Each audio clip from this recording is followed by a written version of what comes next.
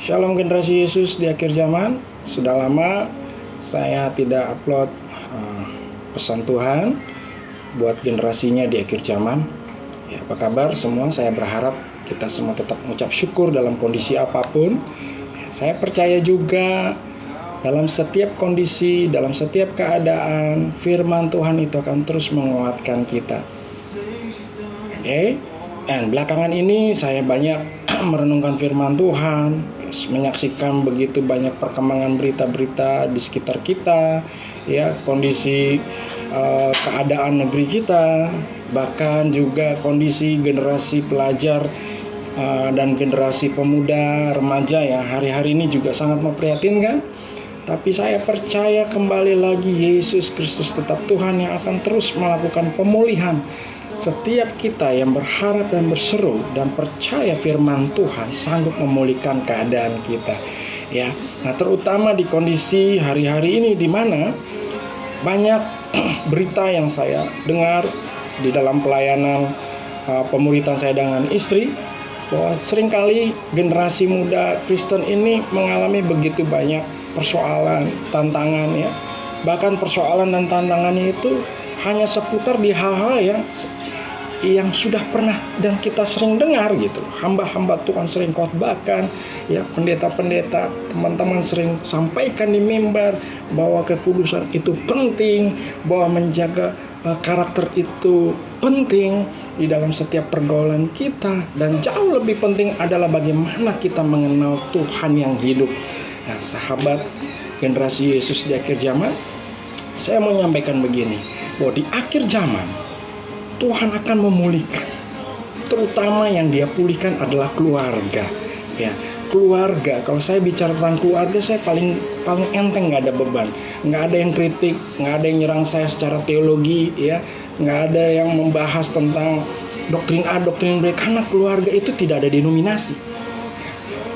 Keluarga tidak ada di bawah denominasi apapun. Tapi keluarga ada di bawah pemerintahan otoritas kerajaan surga.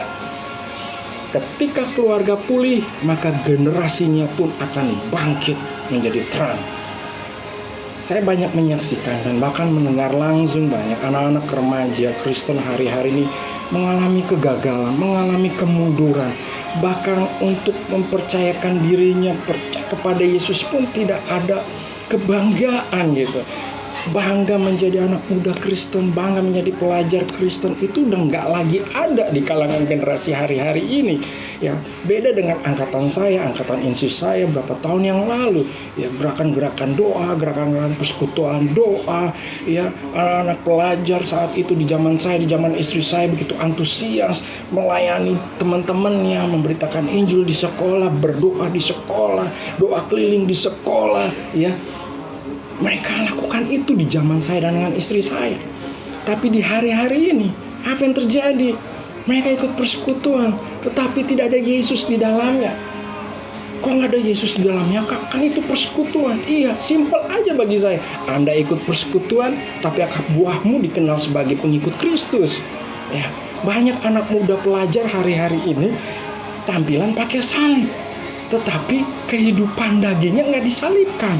Saya mendengar ada orang aktivitas yang melakukan hubungan seks, ya, itu masih pelajar, masih pemuda-pemudi Kristen, dan melakukan itu tidak dengan rasa takut. Iblis membutakan kalian, teman-teman. Ya, dosanya iblis itu cuma hanya di seputar itu saja, tidak ada yang lain. Satu, pemberontakan kepada otoritas, yaitu keluarga. Kedua, kepada otoritas pelayanan rohani. Ketiga, otoritas kalau engkau di sekolah kepada guru, kepada dosen, pada orang yang lebih tua. Yang ketiga, yang keempat, ya, dosanya iblis cuma di situ-situ aja juga, yaitu dosa seksual. Ya. Saya sering kali sampaikan di dalam pemuritan saya dengan istri, jaga kekudusan, jaga hidupmu dengan kebenaran firman Tuhan, ya, bukan dengan yang lain. Saya ingin sampaikan buat teman-teman pelajar, buat teman-teman pemuda Kristen dimanapun teman-teman menyaksikan pesan saya ini. Saya juga punya latar belakang yang kelam. Ya, saya bukan pemakai narkoba, Saya bukan penjahat, ya. Saya tidak pernah terlibat kriminalitas yang berkaitan dengan hukum, tapi saya melakukan hal yang jahat di mata Tuhan. Pernah saya lakukan. Tapi ketika saya mengenal Yesus, ketika saya mau bertumbuh dalam kebenaran, saya mau serius ikut Yesus. Ya. Dan ketika saya mau menikah pun, saya memiliki satu konsep. Sebelum saya menikah, saya harus pulih. Saya keluarganya broken home. Papi mami saya tidak cerai, tapi papi mami saya tidak serumah. Papi saya punya anak dari perselingkuhan dengan perempuan lain. Tapi bagi saya, itu sebuah hal yang mengerikan. Namun ketika saya memiliki Yesus, saya ketemu dengan Yesus, saya percaya bahwa Yesus memulihkan hidup saya hari itu dan masa depan saya pun kemudiannya. Nah, saya mau sampaikan ke teman-teman pelajar, teman-teman pemuda Kristen dimanapun engkau menyaksikan ini, saya mau bilang, ya, bukan alasan ketika keluargamu broken home lalu kamu melakukan hubungan free sex. Bukan alasan ketika keluargamu broken home, papa mamamu tidak akur, papa mamamu tidak harmonis, lalu engkau melakukan kriminalitas di luar rumahmu. Bukan alasan ketika papa mamamu terjadinya sebuah perceraian, lalu hidupmu yang tadinya mengenal Yesus, lalu sekarang engkau jauh dari Yesus. Bukan. Ingat teman-teman, ketika engkau dalam kondisi seperti itu, ada pesan Tuhan di dalamnya. Tuhan memilih hidupmu dalam kondisi seperti itu. Tuhan punya rencana yang besar dalam kehidupanmu, asal kita percaya kepada Dia. Ya. Sahabat generasi Yesus dimanapun menyaksikan ini, ya, saya akan sharingkan beberapa hal bagaimana hidup kita berkemenangan sebagai generasi muda Kristen di akhir zaman, sebagai generasi muda yang mengandalkan Tuhan. Apalagi di tengah kondisi COVID-19 ini. Teman, saya mau sampaikan, ke depan tidak akan menjadi lebih mudah. Ya. Pekerjaan, semuanya tentu akan memakai digitalisasi. Skill-skill otak dan karakter itu dicari. Perusahaan tidak akan mencari orang yang hidupnya pertama tidak teratur, ya, terpola, yang serampangan, karakternya acak-acakan, karakternya nggak jelas. Kalau engkau ada bagian dari itu, ayo segera bertobat. Datang kepada Tuhan, berdoa. Tuhan pulihkan saya. Tuhan pakai hidup saya. Orang tua saya boleh tidak harmonis. Papa mama saya mungkin cerai. Saya mungkin dari lahir dari keluarga yang tidak jelas. Tapi ketika saya mendengar firman Tuhan, Engkau Tuhan yang hidup, Engkau sanggup mengubahkan hidup saya. Sahabat generasi Yesus, ada satu lembaga yang ketika saya bahas lembaga ini, nggak ada yang bisa mengkritik saya secara dogma doktrin, ya. Karena ini bukan lembaga gereja, tapi ini lembaga yang diakui Tuhan dan lembaga paling kuno dalam peradaban manusia. Ya, itu disebut namanya keluarga, teman-teman. Ya. Kalau saya bicara keluarga itu tidak ada denominasi. Ya. Keluarga itu tidak bicara organisasi sinode mana, aras gereja apa. Tapi kalau saya bicara tentang keluarga, saya bicara tentang rancangan Tuhan.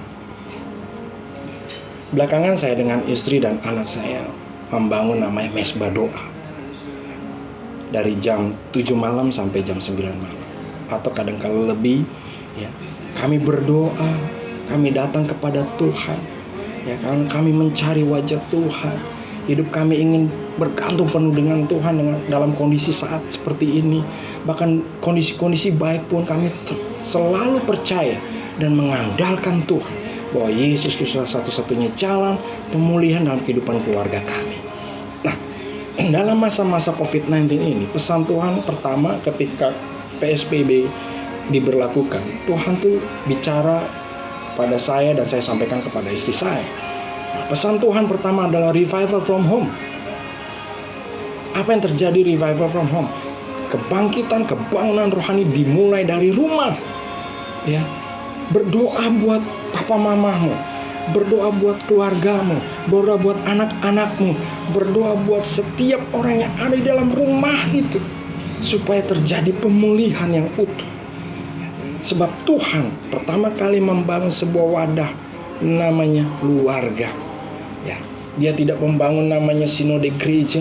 Tuhan tidak membangun namanya organisasi gereja, tapi dia membangun namanya keluarga.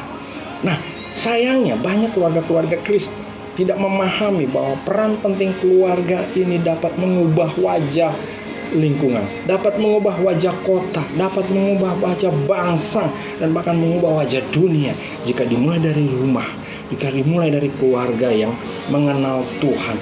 Ketika keluarga itu datang berlutut kepada Tuhan, membangun mesbah doa bagi Tuhan. Ya, hari ini saya akan bagikan pesan Tuhan di dalam Kejadian 3 ayat 15. Ini sering kali kita baca ya. Tetapi ada hal yang menarik yang ingin saya sampaikan kepada generasi Yesus. Aku akan mengadakan permusuhan antara engkau dan perempuan ini, antara keturunanmu dan keturunannya. Keturunannya akan meremukkan kepalamu dan engkau akan meremukkan tumitnya. Ini adalah nubuatan Tuhan kepada rancangan karya penyelamatan yang akan dilakukan oleh Yesus Kristus Tuhan. Tetapi jauh daripada itu, Yesus Tuhan kita sudah menyatakan deklarasi, dia akan mengadakan permusuhan kepada iblis. Ya, dia akan mengadakan permusuhan kepada setiap rancangan-rancangan jahat. Pertama, Tuhan katakan, aku akan mengadakan permusuhan antara engkau itu iblis, ya, perempuan ini dan keturunanmu. Keturunannya si perempuan, yaitu keturunan Hawa, yaitulah kita, akan meremukkan kepalamu. Ya, kita diberikan kuasa. Hai generasi Yesus, hai pelajar-pelajar Kristen, hai pemuda-pemuda Kristen, kita diberikan kuasa untuk meremukkan kepala iblis. Kenapa kepala yang Tuhan tujukan? Tuhan ingin berkata begini, kita diberikan kuasa untuk menghancurkan setiap rancangan-rancangan, agenda-agenda, siasat-siasat iblis terhadap generasi Yesus di akhir zaman. Tapi jangan lupa, iblis itu meremukkan tumitnya. Tumitnya siapa? Tumit dari keturunan perempuan itu. Ya, kalau digambarkan, ini adalah sebuah perjalanan manusia. Iblis selalu berusaha menggagalkan setiap langkah manusia yang mau berjalan di dalam jalan kebenaran. Iblis berusaha membelokkan setiap langkah kita yang tadinya kepada terang Kristus, tapi kepada kegelapan. Namun, kita bersyukur adanya karya salib Yesus. Kita ditebus, kita berharga, kita lebih mulia dari apapun, karena ada Yesus di dalam hidup kita, teman-teman. Keluarga yang menang, keluarga yang menang, keluarga yang dibenarkan dalam firman, keluarga yang membangun doa, keluarga yang membangun mesbah doa. Saya cuma mau sampaikan, jika papa mamamu tidak harmonis, jika papa mamamu sudah lagi tidak satu rumah dengan engkau, engkaulah menjadi pendoa atas rumahmu. Engkaulah yang menjadi penerus nama keluarga di dalam kemuliaan Tuhan. Sekali lagi, bukan alasan ketika papa mamamu broken home, ketika papa mamamu cerai, lalu hidupmu serampang. Datang kepada Yesus, teriak kepada Yesus. Amin, sahabat. Nah, berikutnya lagi ada satu firman yang juga belakangan dibukakan Tuhan di saat mesbah doa saya bersama istri dan anak, yaitu di dalam Roma 8 ayat 29. Sebab semua orang dipilihnya dari semula, mereka juga ditentukannya dari semula untuk menjadi serupa dengan gambaran anaknya. Haleluya.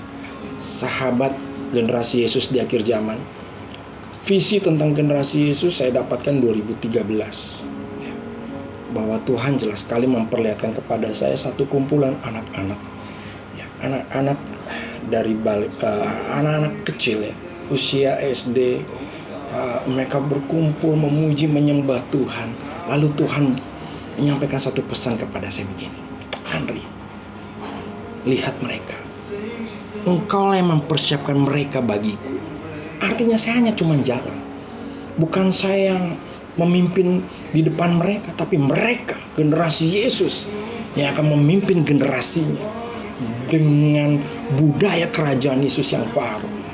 Ya, bukan saya Banyak orang melayani anak-anak muda, cuman dia yang tampil. Ya, mengatasnamakan pelayanan generasi muda Kristen, dia lagi yang tampil. Saya dan istri komitmen di dalam pelayanan komunitas kami. Kami ingin melahirkan generasi Yesus yang sungguh-sungguh militan, yang radikal. Ya, mereka akan memimpin generasinya dengan zamannya. Kami tidak membajak istilah generasi, pelayanan generasi yang tampil hanya kami dan kami terus. No, ini waktunya kami mempersiapkan generasi Yesus jalan di depan. Sama seperti Yohanes Pembaptis ketika dia mempersiapkan jalan bagi Tuhan. Ya, dia berseru-seru untuk mempersiapkan jalan datangnya Mesias. Begitupun juga sama dengan kami. Kami mempersiapkan generasi ini untuk mereka mempersiapkan jalan Yesus datang kedua kali. Amin sahabat. Nah, ini firman Tuhan di Roma 8 ayat 29. Sebab semua orang yang dipilihnya dari semula, mereka juga ditentukannya dari semula untuk menjadi serupa dengan gambaran anaknya, supaya anaknya itu menjadi yang sulung di antara banyak saudara. Sekali lagi, generasi Yesus, inilah waktunya generasi Yesus tampil. Kita akan memakai gambaran Kristus, karakter Kristus, sahabat. Ya, kita bukan generasi X, kita bukan generasi Y, kita bukan generasi Z, tapi kita adalah generasinya Yesus. Istilah-istilah generasi Y, generasi Z, generasi X itu kan istilah-istilah konsep sekuler ya, ilmu akademik, psikologi. Tetapi saya ingin lebih konteksnya firman Tuhan. Ya, saya percaya setiap kita dipersiapkan Tuhan dengan tujuan kemuliaannya. Amin sahabat generasi Yesus. Nah, saya sampaikan kembali lagi, kalau kita menjadi generasi Yesus, maka persiapkan diri kita dengan sungguh-sungguh bahwa sekolah-sekolah saatnya generasi pelajar bangkit. Doakan buat sekolahmu, doakan buat gurumu, doakan buat kepala sekolahmu. Sebab banyak pelajar-pelajar hari-hari ini membuka situs porno udah seperti tidak ada rasa takut dan malu, ya, melakukan pemberontakan, terlibat kriminalitas, tawuran, geng motor, ya, perjudian online, seks online. Itu yang sedang terjadi hari-hari ini. Tapi ketika engkau mendengar apa yang saya sampaikan sahabat, saatnya engkau berdoa, saatnya engkau minta Tuhan pakai hidup. Ketika Tuhan pakai hidupmu, dimulai pemulihan dari keluarga. Ya, sebab saya percaya pertama yang dipulihkan adalah keluarga. Ketika keluarga pulih, hidupmu pulih, lingkungan juga pulih, generasi di sekitarmu, sahabat-sahabatmu mengalami pemulihan, gereja Tuhan dibangkitkan. Amin generasi Yesus. Dan pesan Tuhan yang terakhir dibuka dulu di dalam Yohanes 1 ayat 12. Ya, ini ayat yang sangat populer banget. Tetapi saya percaya seperti di dalam Kejadian 3 ayat 15 tadi, kita telah diberikan kuasa. Kalau dibilang Kak Andri, Kak Dias, saya susah Kak terlepas dari pornografi. Simpel. Lihat identitasmu. Apakah identitasmu anak Tuhan? Engkau sudah diberi kuasa untuk lepas dari ikatan pornografi. Kak Andri, saya sudah jatuh dalam perzinahan, pergaulan bebas.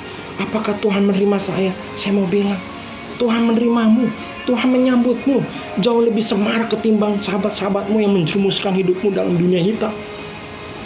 Yesus lebih terbuka tangannya menyambut hidup ketika engkau mau pulih, ketika engkau mau bertobat, ketika engkau mau sungguh-sungguh dipakai Tuhan.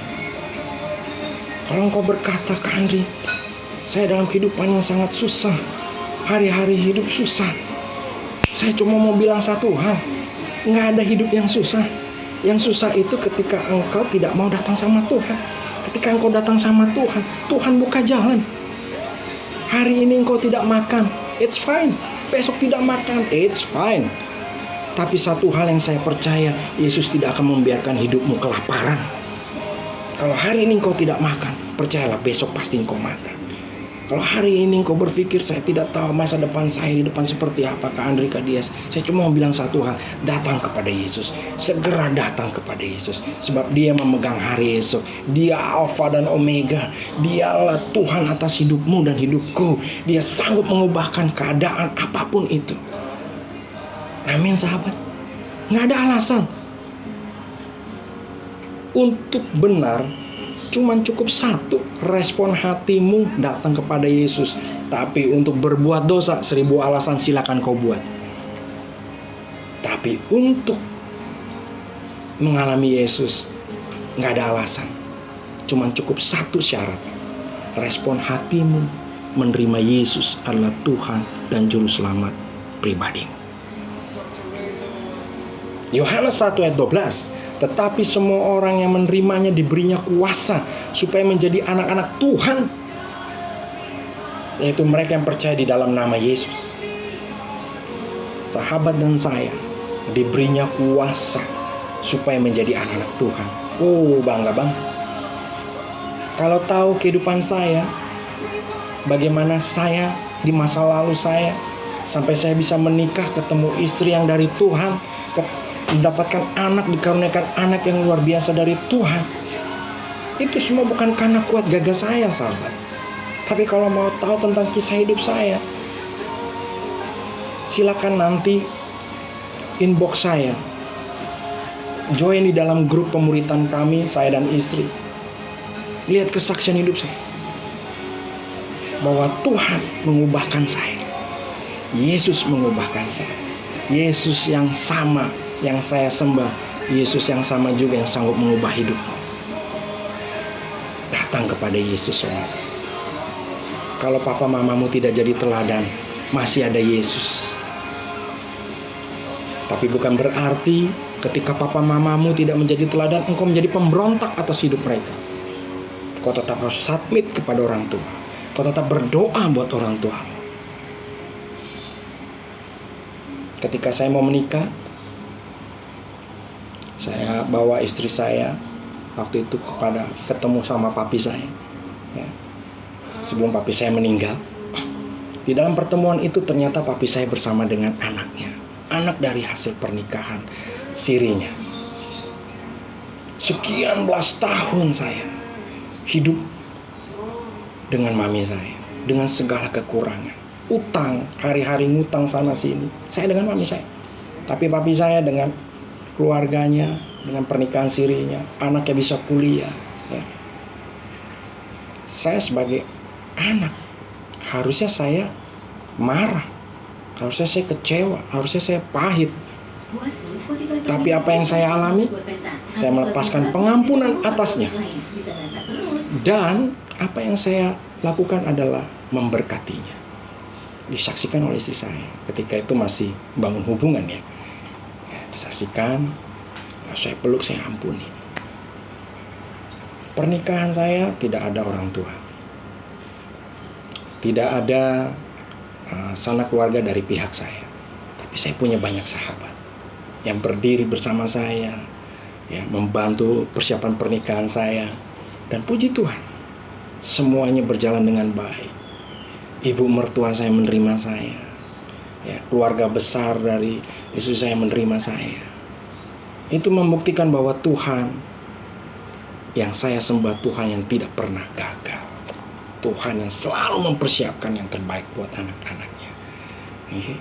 Nah, yang terakhir yang ingin saya sampaikan begini, teman-teman. Apapun kondisi hidupmu, apapun latar belakang ekonomimu, percayalah, Yesus lebih berharga dari apapun. Terima Yesus dalam hidup. Buka hatimu. Dia akan mengubahkan kehidupan. Banyak orang berpikir, wah, ikut Yesus menjadi kaya. Enggak. Ikut Yesus sangat kaya. Kaya apa? Kaya damai sejahtera, kaya sukacita meskipun engkau kekurangan, ya. Kaya akan segala hikmat pewahyuan yang orang lain mungkin tidak paham, engkau diberikan pemahaman itu. Itulah kekayaan Yesus. Amin, sahabat. Saya sampaikan di sini sekali lagi pesan saya. 1, pemulihan keluargamu, ya, adalah awal kebangkitan generasi Yesus di akhir zaman. Doakan papa mamamu, doakan saudaramu yang menyakiti engkau, doakan orang yang pernah memanfaatkan hidupmu, doakan orang yang pernah memfitnah hidupmu. Yesus akan membela hidupmu. Buat sahabat generasi Yesus, pesan Tuhan di hari ini adalah bagaimana keluarga pulih, generasi Yesus bangkit. Inilah waktu di mana engkau bergerak di sekolahmu, ya, berdoa buat teman-teman di sekolahmu, berdoa buat kampusmu, berdoa buat generasimu, berdoa buat tongkronganmu, berdoa buat keluarga-keluargamu, dimanapun keluargamu berada, bahwa Yesus mengasihi kehidupanmu. Tuhan Yesus memberkati setiap sahabat Andri, generasi Yesus di akhir zaman. Inilah waktu di mana generasinya bangkit, memberitakan Injil kebenaran Kristus. Buat sahabat-sahabat yang ingin join di dalam kegerakan pemuritan, misi dan komunitas, ya silakan bisa cantumkan komen di kolom komen. Nanti bisa join di dalam grup pembinaan pemuritan. Kita fokus pertama adalah pemulihan karakter, bertumbuh di dalam kebenaran Kristus. Kedua, bagaimana memberitakan Injil kepada jiwa-jiwa di luar sana, ya, yang bisa diterima, ya, menghindarkan perdebatan, tetapi membawa damai sejahtera. Yang ketiga, mempersiapkan generasi Yesus menjadi pemimpin, menjadi berkat, tetapi pemimpin yang melayani, ya, pemimpin yang memiliki karakter hati hamba. Bukan pemimpin dengan otoriter, pemimpin yang mau dihormati, no. Pemimpin yang mau menjadi hamba bagi yang lain. Banyak sahabat-sahabat generasi yang sudah kami layani. Begitu juga teman-teman bisa follow IG kita, namanya 4WD IG kita. Oke? Nah, teman-teman bisa ikuti informasi-informasi kegerakan yang kami adakan. Ya, Tuhan Yesus memberkati. Saya berdoa biarlah damai sejahtera Tuhan turun atas kehidupan sahabat generasi Yesus, sahabat pelajar Roh Kris, sahabat pemuda-pemudi Kristen dimanapun kau berada. Hiduplah dalam kekudusan, tetaplah hidup kudus. Andalkan Tuhan, jauhkan dari pergaulan yang buruk di dalam nama Tuhan Yesus. Biarlah hidupmu menjadi terang dan garam dimanapun kau berada. Di dalam nama Tuhan Yesus. Tuhan Yesus memberkati setiap sahabat Andri, sahabat Forward, di dalam nama Yesus Kristus Tuhan. Haleluya. Amin.